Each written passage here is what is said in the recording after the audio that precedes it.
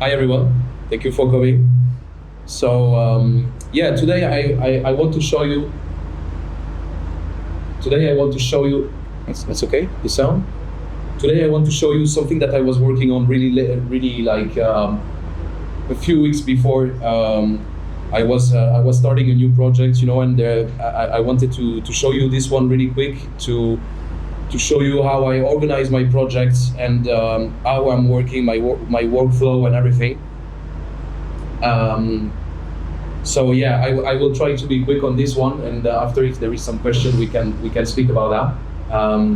So basically, what I'm doing on all my projects, I try to do like three groups. One group which is a low one with all the kicks, with the bass, yeah, all the structure of the sound, all the low frequencies from the sound, and after that, yeah, I have another group with all the music stuff, which is like the synths, the pads, all the stuff, we yeah, group all the musical stuff and percussions that I'm using.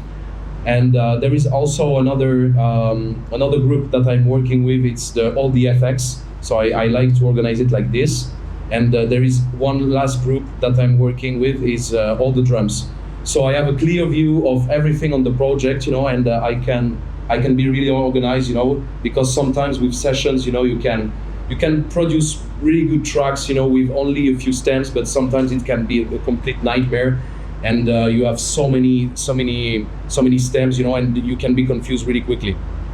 And also, what I'm also using at the moment, I'm also using the splice bridge and the loop cloud bridge, which is really helpful, when you are starting a new production, because you have the access of all the database from Splice or the loop cloud, and on the player you can just pitch to the key of your tracks, so you can get some ideas of new percussions and maybe some elements that you didn't have in your database already, so that's really helpful. And at the moment I'm using it quite a lot, and it's working really well with Ableton. It's perfectly synced. So I will show you how the track is going at the moment, and after that I will maybe also show you another project that I'm working on with Nicole Mudaber at the moment. We are doing a collaboration. So yeah, I will give you a listen first, and I will try to detail a little bit step by steps what's going on into the projects, and a little bit of my tips to have this kick bass, which is really powerful and percussive. You know what I mean? It's mainly about layering stuff. It's mainly about layering different basses, different kicks. Saturation is doing a lot at the moment, and basically, I try to keep it simple, using presets, and try to make some quick modification on it, but at the moment the most important is to have something like which is simple, memorable, and yeah, I at the moment, there is so many music coming out every time. You need just to find the right sound that you like, and maybe you just tweak it a little bit. Yeah, it's how I'm working at the moment. So I will give you a short listen of it, with the break, and after that the drop, and I will try to explain a little bit what is going on into the project.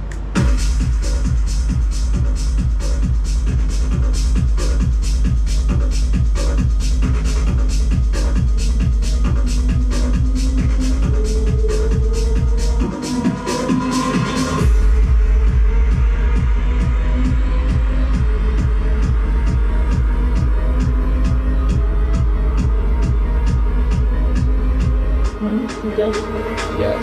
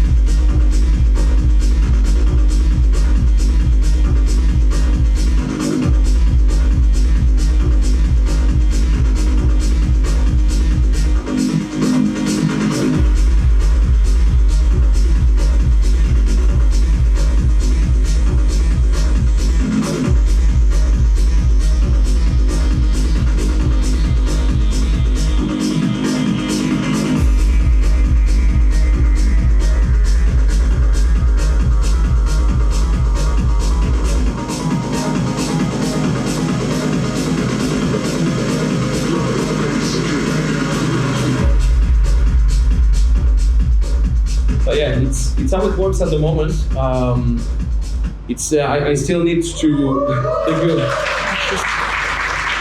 I mean, I think the bridge is really cool. You know, you just need to find maybe a vocal, because at the moment the vocals are really important in the tracks, I think.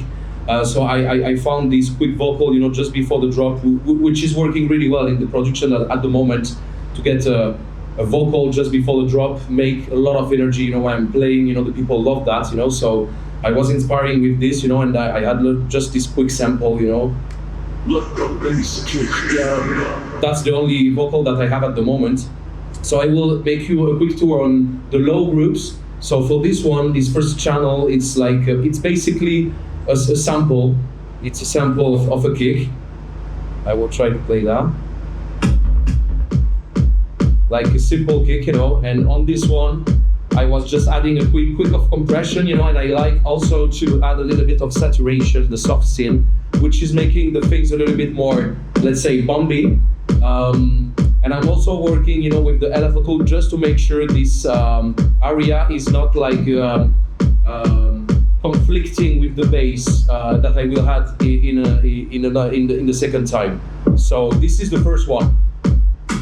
My trick is to layer the kicks. I like to get a really punchy kick, sorry, and I really like to hear the click of the sounds, and the key is to layer the kick just to get this little click, you know, like you will see the difference when I'm not layering it. It's like that. Here I'm layering. I'm layering with this one, which is also another sample that I was cutting all the low frequencies here because I don't need it. You know, I have already hit on the first kick, and yeah, on this one I was adding a little bit of reverb on that, just to put a little bit more atmosphere into the track, because I think the atmosphere in the track, you know, you need to feel like yeah, the atmosphere is really important to don't get like let's say flat sound, you know what I mean? Just to get like an ambience, and yeah, this is really helpful, you know, to put some reverb on these kind of elements, and again a little bit of saturation, and that's pretty much that. And I was layering once again another kick, which is a kick from my track Inferno. Again, I was like cutting pretty much all the low from I mean like everything which is under 100. And all the free kicks sounds like that. It's adding, this one is adding a little bit more, let's say, medium aggressivity on the kicks. And then I have also another element that I'm using a lot at the moment, you know, this kind of movement percussions, something, you know, which is driving, and it's adding a lot of groove into the tracks. So I really like to use these kind of elements, you know. So this one is like a vocal loop, but it could be, let's say, a shaker percussion, dark percussion. It's giving a lot of groove into the track, you know, for your structure. It's giving atmosphere. And then after that, you know, I have like this kind of, yeah, basic, let's say, techno bass, C bass. So there is this one, which is a sample. And I was using another channel to layering, just to bring a little bit more medium into the bass. So this one This one is the layer that I was using, and I was using this time Nexus to pad it, and the two together it sounds like that.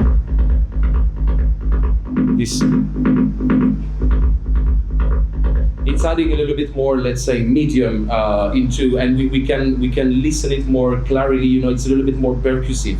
So that's why I was choosing to layer a little bit this one, and then we are going to the music section. And on the music section, yeah, I like to bring like let's say this kind of effects. You know, I will show you. This one of like, yeah, atmosphere sounds, you know, just to get like a mood. There is another channel which is the vocal that I showed you just before. For the vocals, most of the time I'm using like this kind of VSTs, you know, like Decapitator. It's a really good one for the saturation, and I wanted to bring it a little bit more aggressive. So yeah, I'm using quite a lot Decapitator for the vocals and also for the percussions to make it a little bit more angry. And this one is the preset called the Angry Vox. So yeah, without and with. Let the bass kick down. Let the bass kick down. Let the bass kick down. Say it's much more aggressive like that. Maybe a little bit too much. Yeah, anyway, so this is the ARP that I was using here. So like it's basic like MIDI note which is playing, and I was adding I was, whoa, oh yeah, it's a little bit slow, sorry. I was using some using some automation on that. So I was using again this time Nexus. Most of the time at the moment I'm using Nexus and Avenger. I was using a lot Serum, but at the moment I feel that Nexus is not really versatile because it's kind of a sample with a lot of routines from different sounds, but it's not really like a real synth that you can bring your own oscillators and everything, you know, and choose from scratch the stuff. But with Avenger, it's another story. But with this one, the presets are really, really good, and you can find really, really solid stuff out of the box, you know, really quick. So I was using this one, and basically here, yeah, I'm just playing with the parameters from the cutoff, you know, just to bring the ARP live, you know, like slowly but surely with.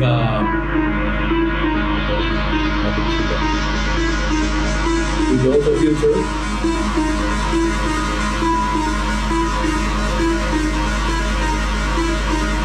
And what I like to do, you know, just to have like a real harmonic sound, you know, with to make it a little bit more complex. Once again, I'm layering.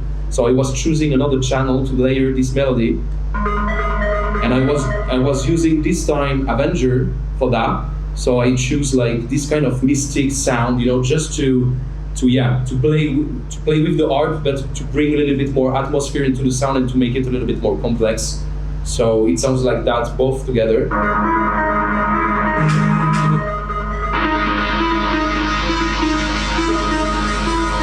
This is much difference. It's making a lot of difference here. And for the main drop, I was still using the same notes as the break, and this one. This is the fat sound. I was using once again like Nexus for this one, and this one gonna play into the drop. So I wanted to have like quite a soft sound design into the build-up, into the break, sorry. And then on the drop, the idea was to get exactly the same melody but with a darker sound. You know what I mean? So I will show you how it sounds.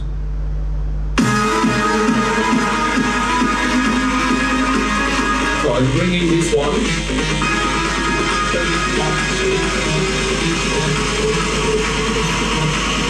Bass kick down.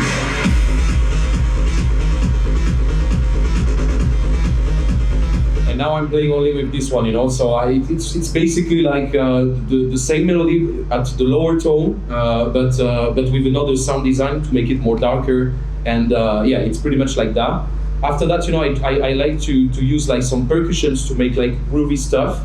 So for this one, I was using, you know, like the arc is playing, and when there is like this section here, I was here, you know, to find like some percussions to make a little bit more variation, and in order to make it not sounding monotonic, let's say. So it's like that. It's this one.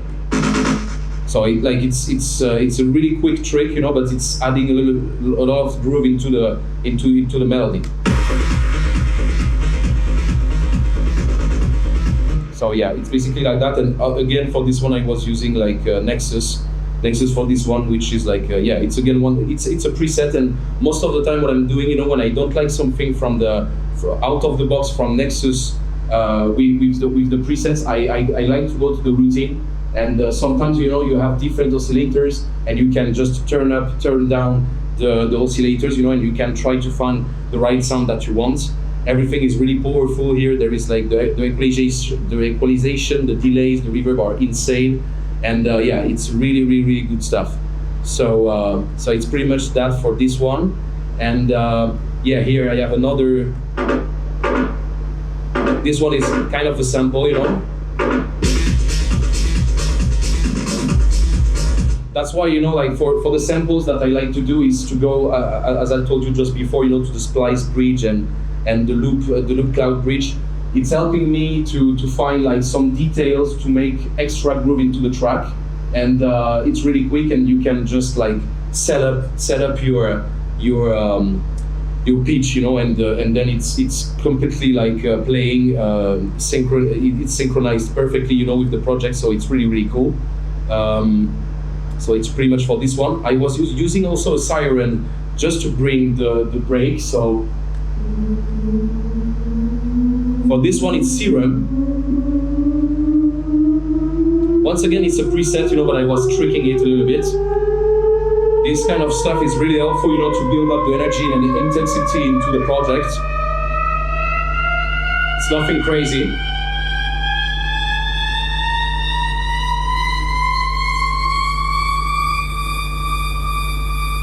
So this is the riser from you know, just before the drop, but I was using it also in a different way just before the break. So it's going to be sounds like that.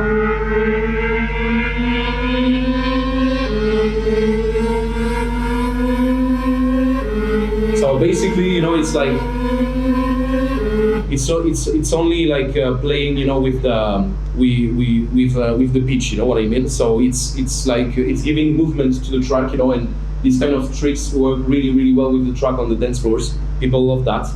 So it's good sometimes, you know, to make some variations. And then here I have another like perk just before the, say, this is also like a sample. Sometimes I like to use some samples that I had in other projects, you know, and I just keep a short part of it, you know, just to make new tracks. So I still have my signature sound, because at the moment into the production, which is the key to get like unique sounds, unique and everything, you need to find some sounds who define you. And at some point, the most helpful stuff that I would like to say here is to dig a lot of sound banks, select the samples that you like, and try to build your own sound bank, you know, and you try to use this kind of sample all the time. I mean, like, not every time the same hat, not every time the same kick, but try to select a good panel of a lot of sounds and try to do your production mainly with this kind of sounds that you was working on, and it's gonna define your sound, you know, because yeah, at the moment it's really, really hard to sound different from the others. So you need to find a few sounds who make you unique, you know what I mean? Which is the artist stuff, I will say. But yeah, this is a technique, you know, just to try to build your own stuff. And then there is like the FX, nothing crazy into the FX, you know what I mean? I use a lot like this kind of impacts and stuff like that, you know, like boom and stuff like that just before a break, which is going to bring a little bit of momentum. I use also quite a lot, you know, this kind of claps just before the drop to make these kind of effects like that. This kind of stuff. I'm using like, yeah, crash and all these things just to make the things going a little bit more, yeah, with a lot of atmosphere into the tracks. And it's pretty much that for this. For the drums, what I'm using is I'm layering a lot the drums. I'm using a lot of different hats. Sometimes on some tracks I can have maybe, let's say, 6 different hats playing at the same time. And you know, like with the mixing levels and everything, you know, you can have something really, really good if you are just layering the stuff. So on this project I have this hat, a basic one. There is an open hat here. There is this kind of shaky loop. I like also to have like some rides. Let me show you now.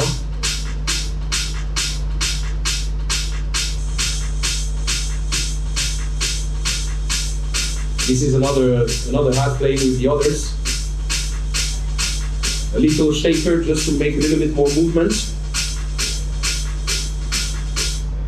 Again, another hat.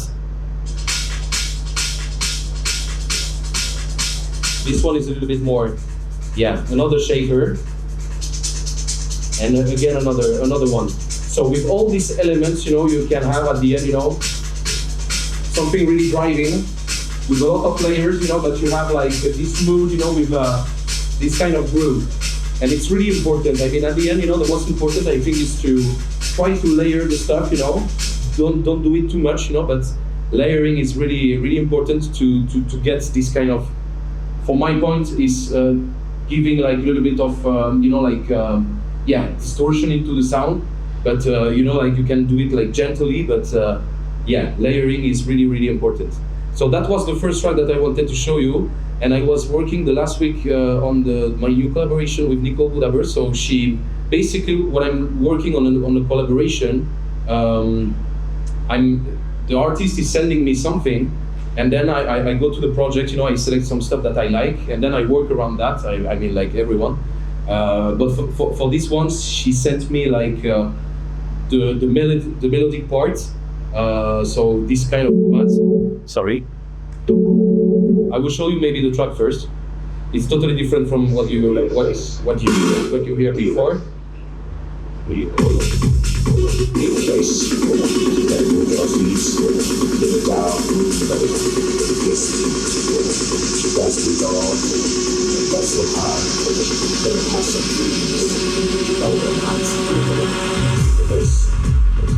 Your feet in the dark room where the beats are deep. Destined on, we're gonna get so high and then have some dreams. We own the night. Feel the bass. Move your feet in the dark room where the beats are deep. Destined on, we're gonna get so high and then have some dreams. We own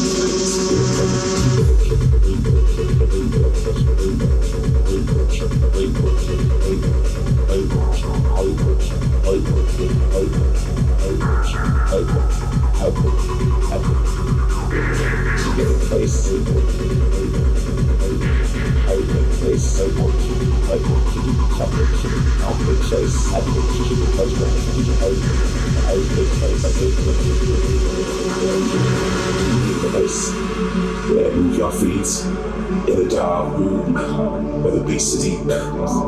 Destined on, we're gonna get so high and then have some dreams. We own the night.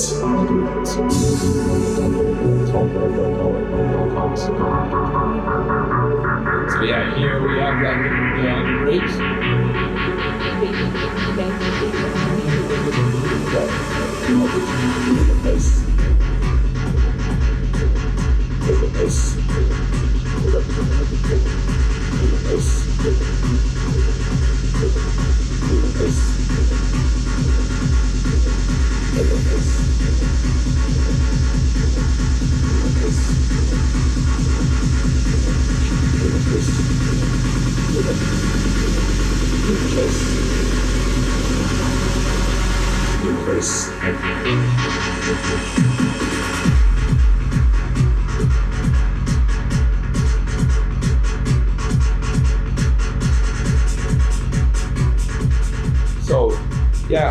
I mean, it's another genre.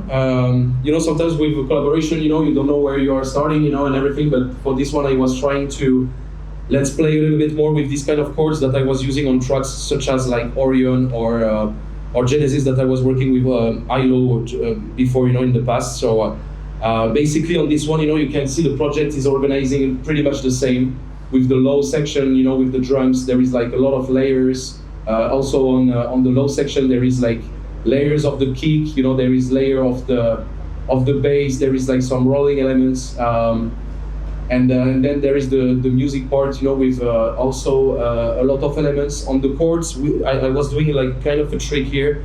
I was using a first layer, which is this one.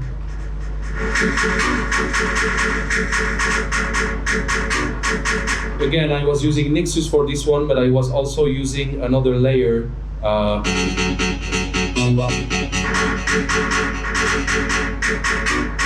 Then you can have like more harmonics on it, you know, and it's making sounds the stuff really much more interesting, you know, to layer the stuff, because without it, it's a little bit more boring, you know. Let's say. Still good, you know, but layering it's offering you like new possibilities, you know, and you can try to sound different from the others by layering the stuff. So this is really important. And yeah, also for the vocals, you know, when I find something for this one, I was searching for vocals, and with this one, you know, I found like a cool vocal from a sample pack, and I hate to use like samples as it is, you know. When sometimes it's really good, you know, you can use that. But for the vocals, you know, I like to use like a tool on the internet. You know, there is like I will look for that. This one. Oh, I don't have internet. So this is like Odime. It's like a website who allows you to drag and drops vocals that you found from a sample pack, and select a type of a vocal from a female or male, from rap, from hip hop, from everything, and it's converting you the signal into the voice, the EA voice from the original sample that you had, you know. So it's offering you the possibility to sound different from the original one. So I will show you. The original one was this one. Feel the bass. Move your feet in the dark room with the bass deep. So I took this one and I drag and drop into the website, and I convert it with another singer, and it's like that now. Feel the bass. Feel the bass. Let it move your feet in the dark room where the bass is deep. And I make like some effects, you know, on that. You know, I was adding a little bit of the reverb. Most of the time I'm using Valhalla Room, which is really powerful. And I like also to use like this kind of stuff, you know, from some toys, which is bringing you will see the difference. It's crazy. Feel the bass. Feel the bass. Then move your feet in a dark room where the bass is deep. You have something much more darker, you know what I mean? So yeah, I have no time anymore. So I hope like you saw some tricks from me, and a little bit my workflow as I'm working, you know, on my tracks, basically with the groups and the structure. So yeah, that's it. Huge round of applause for Space 92, everyone. Amazing stuff. Okay. I think we might have time just for one quick question. If anyone's got a question they'd like to ask him, don't be shy. Go for it. Yeah, let's pass you the mic. Hello, Mathieu. So huh? Well, so I wanted to know, when you finish your project and obviously you're starting to mix it, how do you manage your stems? Because like now you have like 4 groups, but I imagine you don't stack everything every time together. What I'm doing at the moment, you know, when I was working till 2022, I was doing all my mix and masters. Right now, what I'm doing is I push down everything to -6 to every. I mean, I'm doing like, let's say, a pre-mix, and I export it that someone is doing for me, and also the master, you know, because with all these gigs and everything, you know, we don't have any more time, you know, to focus pretty much on this kind of stuff. And I think this is a totally different job, you know. So that's what I'm doing at the moment. I'm focusing only on the creativity, and when I finish it, you know, I do a pre-mix, you know, to get the right headroom, and then I'm sending it like this, you know, and another people is working on that, you know, just to bring all the things live. And yeah, that's my workflow at the moment, because I need that, you know. I don't have time to mix and master my stuff, you know, because I'm too picky, you know, and I'm all the time trying to, you know how it is. Put together. One more quick question. Saw a hand go off over there. I'll bring you the mic 1 sec. Hi, I had a question about you have all these layering. Do you have any consideration about putting it all in the same key, or is that a factor for you? I mean, like, of course, you mean like layering with the MIDI channels? Yeah, well, if you don't, Oh, no. you're not using like Splice or something like that where you can't define the key, or do you have to force it into? No. I mean, like, I'm doing this when I'm searching melodic samples, let's say, like with a real tone and everything. But if I'm looking into like percussions or this kind of stuff, which is not really, let's say, with a real tone, I'm like, just don't use like this feature, you know, and I just play the samples like that, you know. But if I'm looking for, let's say, a riser and I want it to sound in key with my track, then I'm using this feature, you know, just to bring it to the key that I have into my project. But for layering the kicks and everything, you know, like, I'm just using my ears, you know, and then, you know, I mean, I'm pitching it, pitching up, pitching down the stuff, you know. It's about that, you know. I play around that, you know, a lot, and when I'm happy with the layering, then it's good, you know. Amazing stuff. Can we have another round of applause, please, for Space 92? Thank you so much.